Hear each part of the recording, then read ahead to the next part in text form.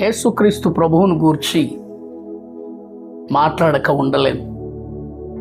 ప్రభు అయిన యేసును ప్రపంచానికి పరిచయం చేయించాల్సినటువంటి అవసరమే లేదు.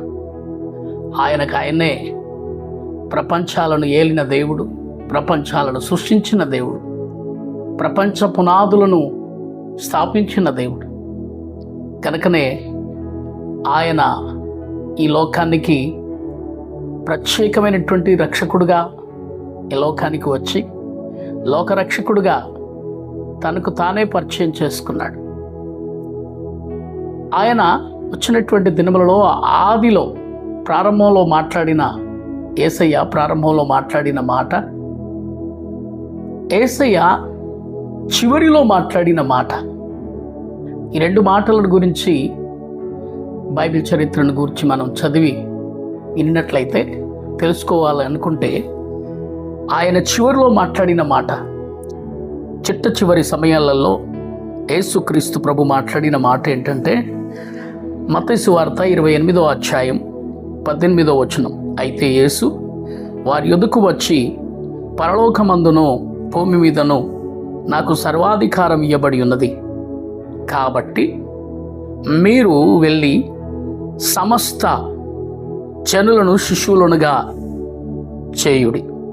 తండ్రి యొక్కయు కుమారుని యొక్కయు పరిశుద్ధాత్మ యొక్కయు నామములోనికి వారికి బాప్తిస్మమిచ్చుచు, నేను మీకు ఏ సంగతులు ఆజ్ఞాపించితినో వాటన్నిటినీ గైకొనవలెనని వారికి బోధించండి.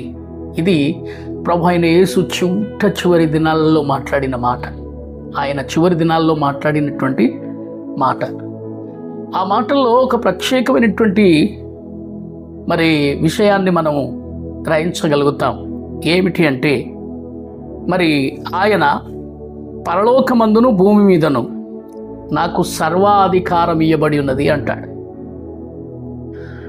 పరలోకంలో అధికారం ఉంది, భూమి మీద కూడా అధికారం కలిగి ఉన్నాడు. భూ అధికారాన్ని, పరలోక అధికారాన్ని కలిగినటువంటి దేవుడేడి? అందుకే అంటాడు, నాకు అధికారం కలిగి ఉన్న, సర్వాధికారం కలిగి ఉన్నది.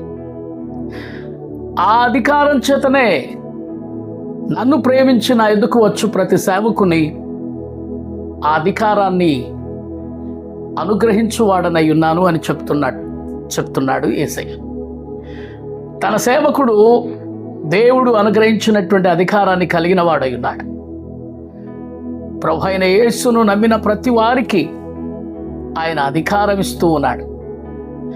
అంటే ఆయన అధికారము గలవాడై ఉన్నాడు కనుకనే తను ప్రేమించు వారిని, తను సేవించు వారికి తన అధికారాన్ని అనుగ్రహిస్తూ ఉన్నాడు.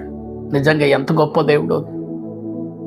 దేవుడు ఏం కలిగి ఉన్నాడో అది మానవునికి అనుగ్రహించటం యేసుక్రీస్తు ప్రభువునకు ఒక్కరికే సాధ్యమైంది.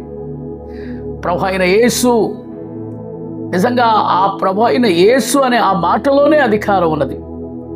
యేసు అనే మాటలోనే అధికారం ఉన్నది.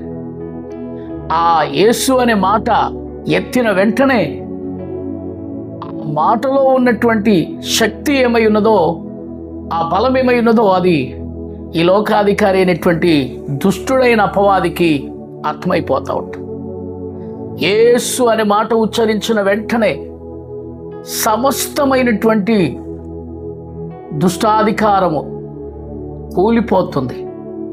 గనక ఆ ప్రభు అయిన యేసు మానవులమైన మనకు ఆ అధికారాన్ని ఇవ్వడానికి, అధికారాన్ని పొందుకోవటానికి మనం ఎంత గొప్పవారమో, ఆ అధికారం కలిగినటువంటి మనము అధికారాన్ని కలిగి సమస్త జనులకు సువార్త ప్రకటించడానికి, ఈ దేశమని ఆ దేశమని కాకుండా, ఈ ప్రజలని ఆ ప్రజలని కాకుండా, ఈ తెగాని ఆ తెగాని కాకుండా, ఈ కులమని ఆ మతమని కాకుండా, ఇంకా ప్రపంచంలో ఉన్నటువంటి ప్రతి జానవాళికి సువార్త ప్రకటించటానికి, అలాగనే వారిని ప్రభు అయిన యేసు పాదాల చెంతకు తీసుకొని వచ్చి వాళ్ళను పరిశుద్ధపరిచి వారిని ప్రభువునకు శిష్యులనుగా చేయడానికి, ప్రభువునకు శిష్యులనుగా చేయాలి.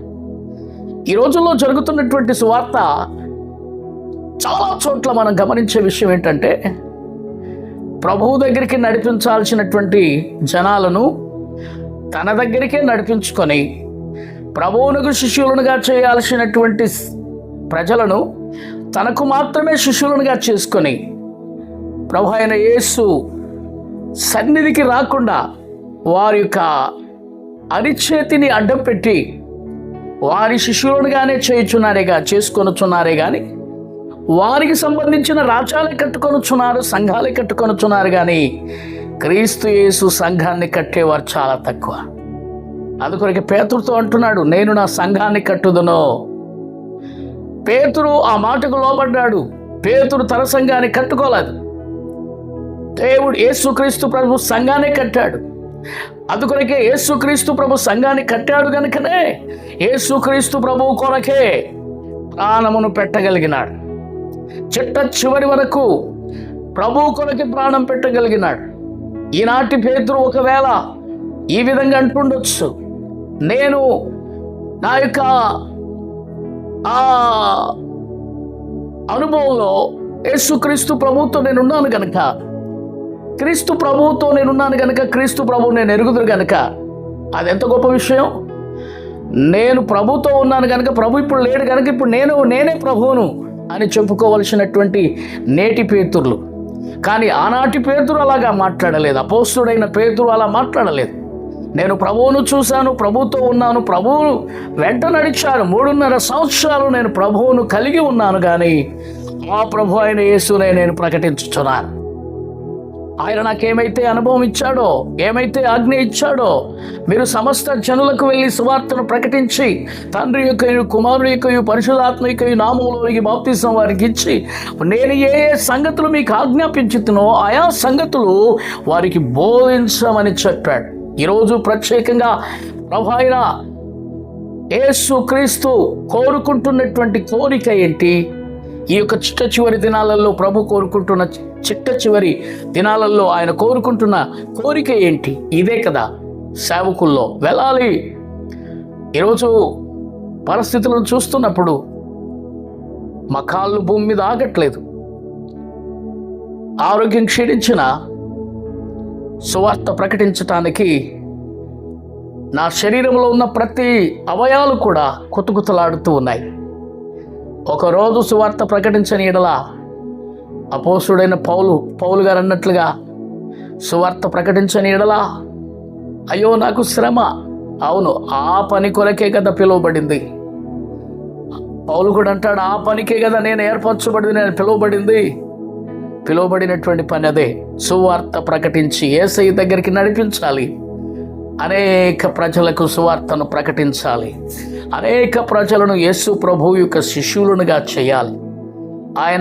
ఆయన శిష్యులనుగా చేసి ఆయన రాజ్యం కొరకు అనేకులను కూడా పరిశుద్ధులనుగా, ఒక పరిశుద్ధ సమూహముగా సిద్ధపరచగలిగినటువంటి భాగ్యాన్ని దేవుడు ఏర్పరచుకున్న పిలిచిన సేవకులకు దేవుడు అనుగ్రహించువాడై ఉంటున్నాడు. ఈ రోజుల్లో ప్రత్యేకంగా ఆ పని జరగాలని కోరుకుందాం. ప్రభువును స్తుతిద్దాం. ప్రభువు రాజ్యం కొరకు ఆయత్తపరచబడదాం. ఆయన రాజ్యాన్ని కడదాం. ఆమేన్.